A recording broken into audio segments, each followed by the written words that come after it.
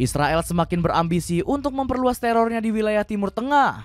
Kali ini negeri Zionis menargetkan Suriah sebagai daerah serangan barunya. Aksi tersebut sampai menimbulkan berbagai kerugian bagi negeri Syam. Di lain sisi, aksi Israel ini malah menjadi alasan untuk negara semenanjung Arab guna menyatukan suara. Mereka sepakat untuk mulai memukul mundur negeri Zionis dari wilayah Suriah. Alhasil 2 juta masyarakat Israel mulai ketakutan untuk mencari perlindungan. Cetak Gol coba merangkum, Suriah dibantu Timur Tengah untuk mengusir Israel sebagai berikut.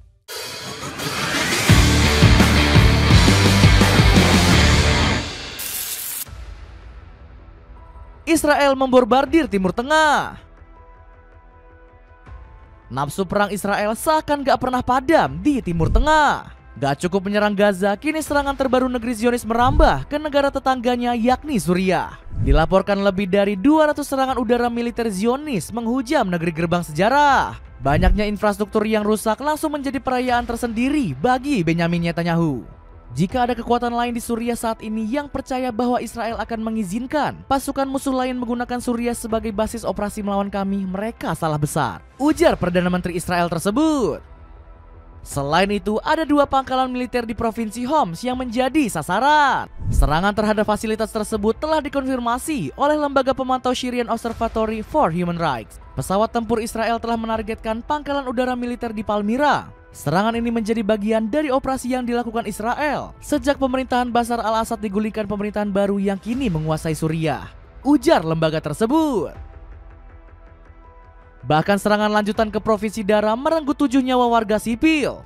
Padahal wilayah tersebut bukanlah basis militer seperti pangkalan di Homs. Parahnya lagi, negeri Zionis juga menyerang wilayah Koya yang menewaskan 6 orang.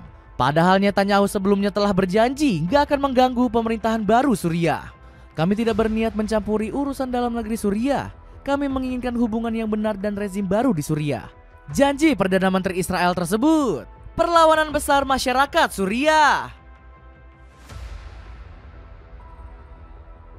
Aksi kejam Israel ternyata nggak dibiarkan begitu saja oleh pemerintah Suriah. Presiden terbaru mereka yakni Ahmed al-Shara langsung bertindak cepat meminta bantuan internasional.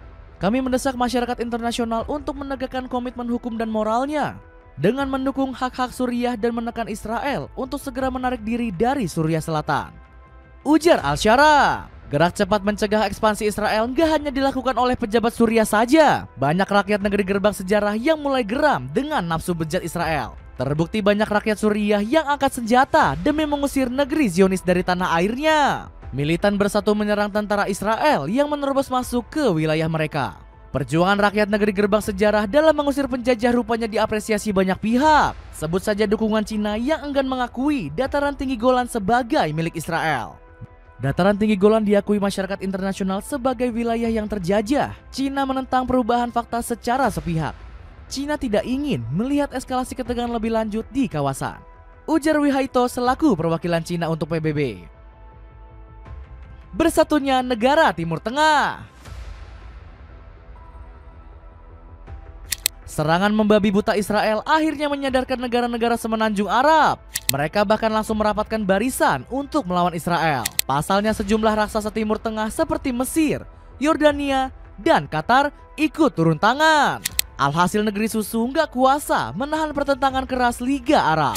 Kami orang Arab tidak akan pernah menyerah kepada perilaku semena-mena Israel dengan cara apapun, ungkap Ahmed Abul-Gheit selaku Ketua Liga Arab. Gelombang perlawanan Timur Tengah semakin gak terbendung usai Arab Saudi ikut ambil bagian. Negeri elang gak terima dengan serangan Israel kepada Suriah. Bahkan mereka sampai mendesak Dewan Keamanan PBB untuk segera bertindak. Kerajaan menyatakan solidaritasnya dengan pemerintah dan rakyat Suriah dan menekankan perlunya masyarakat internasional untuk mengambil tanggung jawab dalam menghentikan tindakan Israel, tulis pernyataan resmi Kemenlu Negeri Saudi. Di sisi lain, dukungan serupa juga digaungkan Raja Abdullah II selaku pemimpin Yordania. Politikus 63 tahun ini bahkan bersedia membantu pembangunan kembali kawasan Suriah. Yordania akan memberi dukungan kepada warga Suriah untuk membangun kembali negara mereka dengan cara melibatkan semua komponen masyarakat Suriah. Dapatkan celana kargo berkualitas tinggi yang bisa kamu pakai waktu lebaran dengan harga ramah di kantong. Cek linknya di bawah ini. Israel semakin keos dimusuhi warga sendiri. Bersatunya negara-negara semenanjung Arab semakin menyudutkan Benyamin Netanyahu. Pasalnya, Perdana Menteri Israel ini juga tengah dipusingkan dengan gelombang protes dari rakyatnya sendiri. Buktinya, penduduk negeri susu langsung membanjiri kantor Netanyahu. Usut punya usut, mereka menentang ide gila sang pemimpin yang membatalkan gencatan senjata. Warga khawatir keputusan politikus 75 tahun ini bakal membahayakan para tawanan Israel. Bahkan mereka berambisi menggulingkan Netanyahu dari jabatannya. Pria kelahiran Tel Aviv ini semakin panik usai rumahnya ikut menjadi korban. Ribuan massa yang mengamuk langsung meneror kediaman Netanyahu hingga larut malam. Rupanya mereka nggak suka dengan pemecatan Yoav Gallant dari kursi Menteri Pertahanan. Bahkan mereka sampai menyalakan api di tengah jalanan ibu kota untuk melayangkan protes. Pihak berwajib juga nggak mampu mengatasi keadaan karena banyaknya jumlah pendemo. Alhasil situasi di Tel Aviv semakin gak terbendung hingga menyebabkan lalu lintas lumpuh total. Di sisi lain, gelombang protes juga dikerahkan pejabat oposisi Israel yakni Yair Golan. Politikus 62 tahun ini bahkan sampai mendesak pemerintah untuk mengadakan pemilu ulang. Pasalnya, Golan benar-benar sudah muak dengan rezim Netanyahu yang telah membawa bencana. Kita perlu beralih dari protes ke perlawanan. Pemerintah ini adalah pemerintah penghancur. Membuat Israel kehilangan pendapatan terbesar. Tindakan Israel menyerang Suriah ternyata dilakukan tanpa pertimbangan yang matang. Akibatnya mereka langsung merasakan dampak buruk, terutama pada sektor perekonomian. Terbukti saat ini Israel mengalami krisis keuangan dengan defisit sebesar 1.056 triliun rupiah. Kerugian ini mencakup seluruh aktivitas militer mereka di Gaza, tepi barat, Libanon, dan Suriah. Perekonomian negara mayoritas Yahudi ini pun diprediksi akan semakin merosot. Israel diproyeksikan mengalami kerugian hingga 100 miliar dolar AS hingga tahun 2025.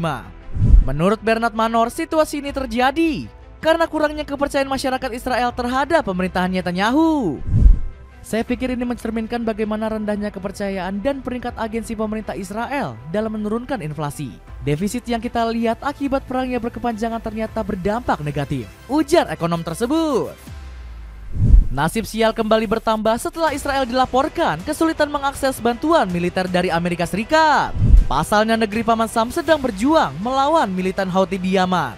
Serangan AS merupakan respon terhadap aksi Houthi yang menyerang kapal induk mereka di Laut Merah. Meski membabi buta, serangan itu ternyata hanya menewaskan 2 orang. Sementara itu, rudal milisi Yaman yang menghantam Israel ternyata berdampak besar. Jutaan warga negeri Zionis dilaporkan panik dan kalang kabut mencari perlindungan di siang bolong. Buat kamu yang mau tampil gaya di hari raya, tim Cetak Gol mau rekomendasi ini. Kaos distro dengan bahan adem dan premium tapi tetap ramah di kantong. Cek linknya di keranjang kuning berikut ini ya. Itulah ulasan kondisi sengsara rakyat Israel akibat digempur Suriah dan Yaman. Bagaimana pendapatmu? Akankah pemerintah negeri Zionis menyadari aksinya dan segera meminta ampun? Coba tulis pendapatmu di kolom komentar di bawah ini.